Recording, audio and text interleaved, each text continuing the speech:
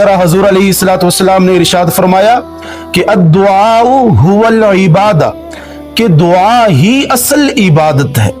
इस तरह मेरे आका ने फरमाया अद्दुआउ मुख्खुल इबादा, कि दुआ इबादत का मग़ज़ है। बल्कि हुज़ूर अलैहिस्सलाम ने तो यहाँ तक फरमाया मल्लम यसअलिल्लाह यग़ज़ब अलैहि, कि अल्लाह फरमाते हैं कि जो बंदा मुझसे दुआ नहीं करता मैं उससे नाराज हो जाता हूँ।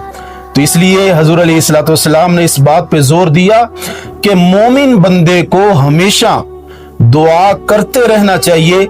लेकिन आपको पता है कि हर चीज के कुछ आदाब और औकात होता है, तरीकेकार होते हैं, और दुआ जब भी करें दिल से करें और हराम चीजों से इज्तिनाब करना चाहिए।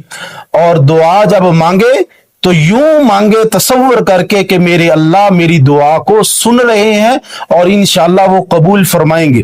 और